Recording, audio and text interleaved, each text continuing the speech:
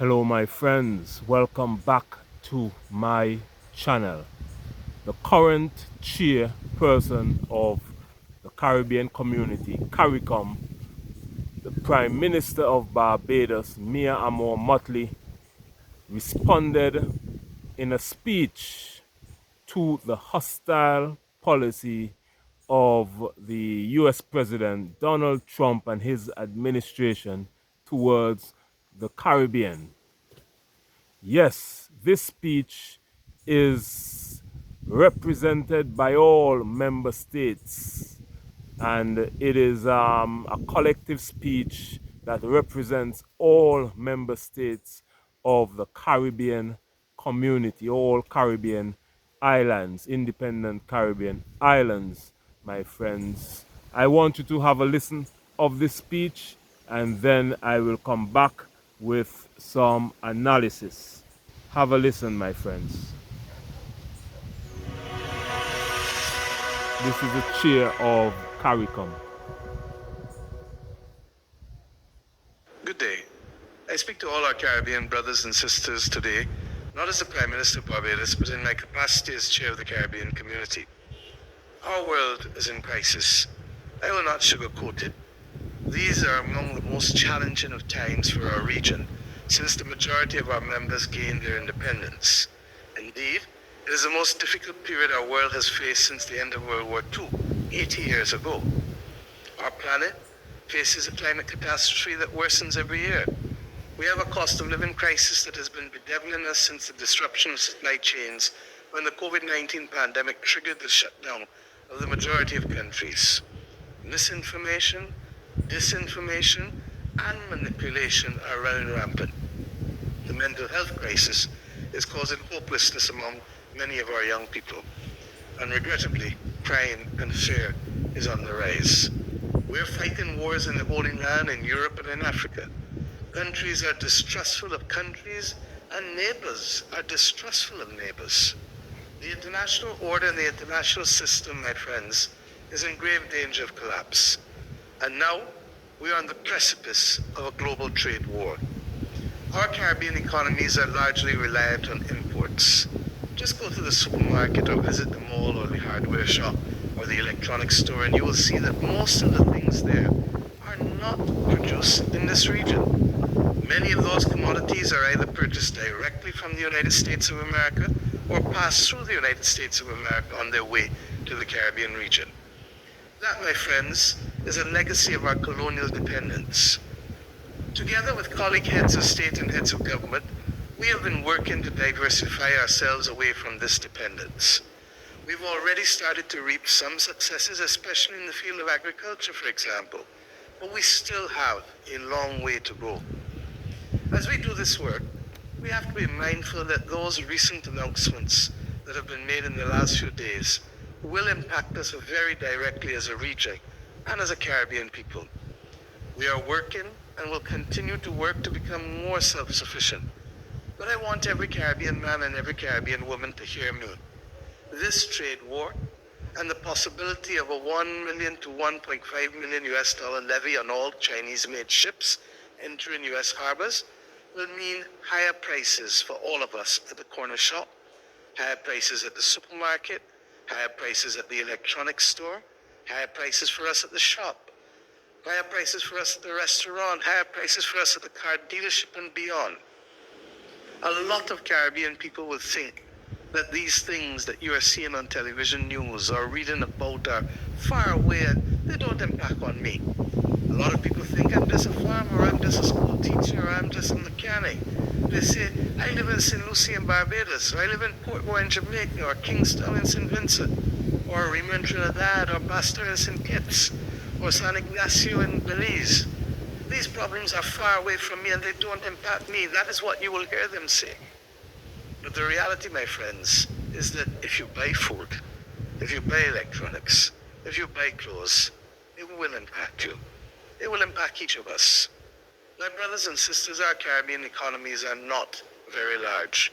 So we are and have always been at the whims of global prices.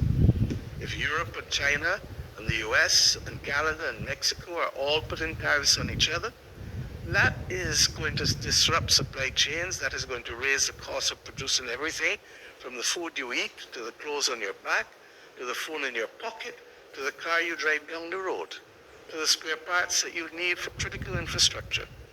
That means higher prices for all of us to pay.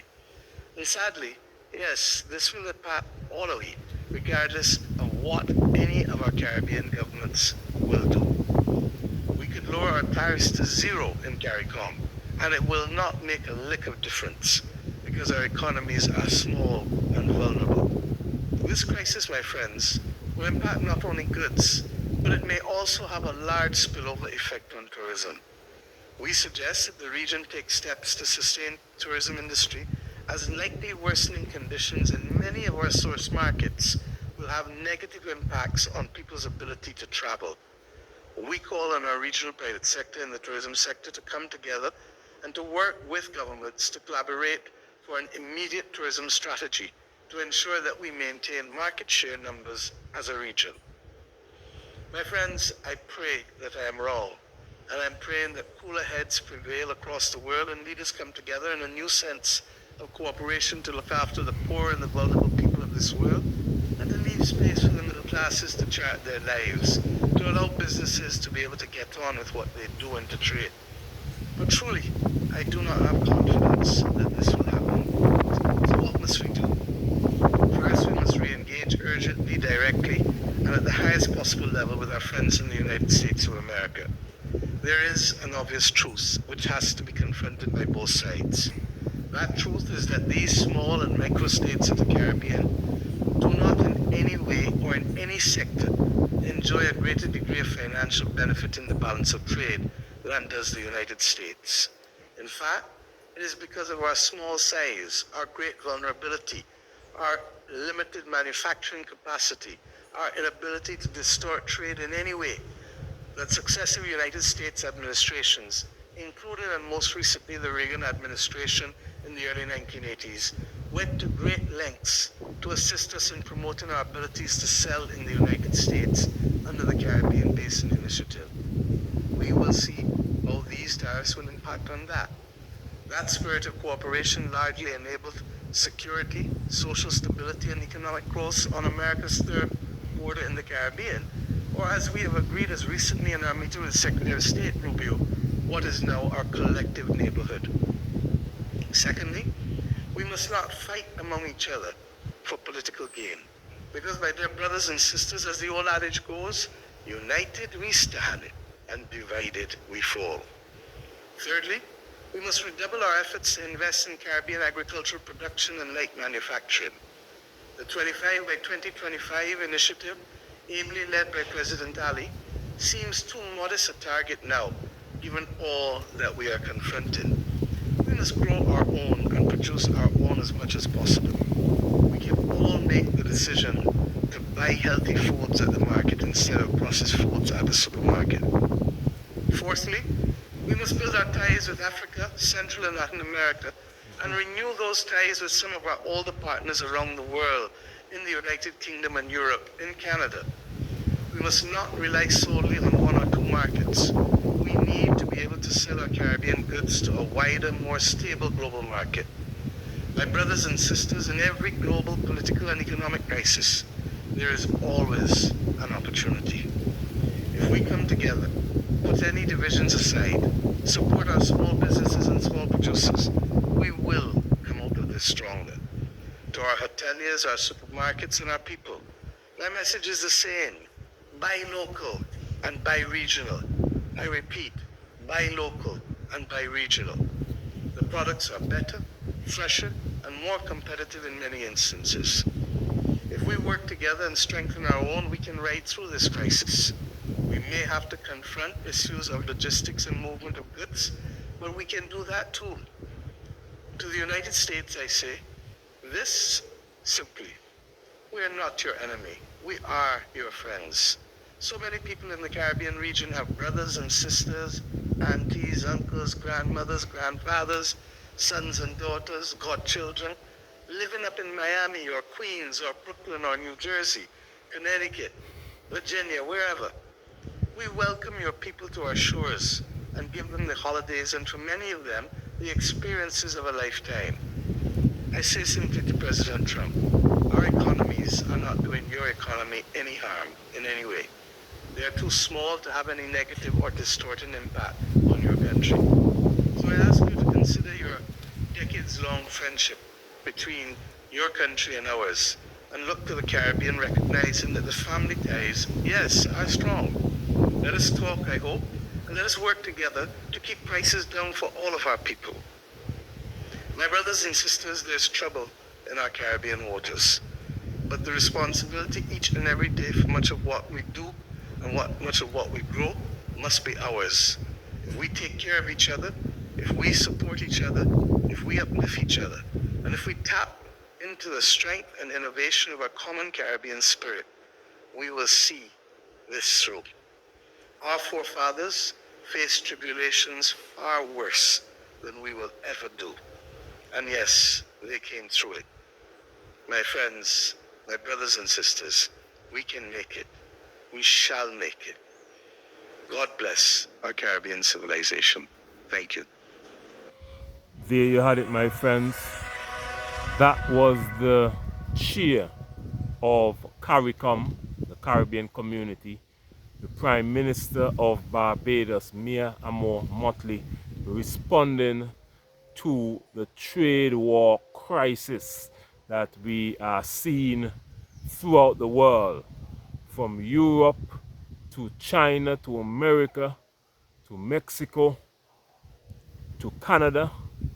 The superpowers are fighting each other, and Mia Mottley, the chair of CARICOM, would have just outlined how it will affect the Caribbean and what we can do to mitigate that problem, my friends. But the mission of this channel, I have been saying for a long time, is to bridge that gap between the African continent and the African diaspora.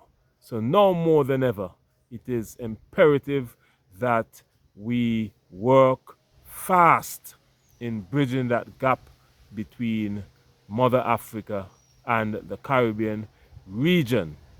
If you're watching for the first time, please consider subscribing to my channel, and thank you all for those who would have donated to the channel to support the journey. You can become a member and sign up. The link is in this description box. Click the link and become a member. You can also show support by liking the video, sharing it with all your friends and family, and most importantly, comment your thoughts and opinion on this topic, and let's have a wonderful interactive conversation. I also have a travel channel. The link is here in this description box. You can click it and go on over and subscribe to that channel. I post videos every day reacting to breaking news that affect our people on the African continent and the African diaspora. There are 54 countries on the African continent, and we have the African diaspora, which is the Caribbean. We have African Americans, Afro Canadians, Africans in Europe,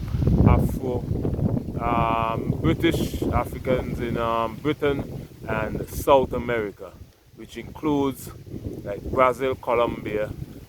Guyana is a part of CARICOM, and then we have Belize in Central America, Trinidad and Tobago in the south of the Caribbean, up to the north of the Caribbean, Jamaica, Haiti, Cuba in the Central Caribbean, Eastern Caribbean. We have St. Kitts and Nevis, St. Lucia, Grenada, Dominica, St. Vincent and the Grenadines, Antigua and Barbuda, Montserrat, St. Martin, the Virgin Islands.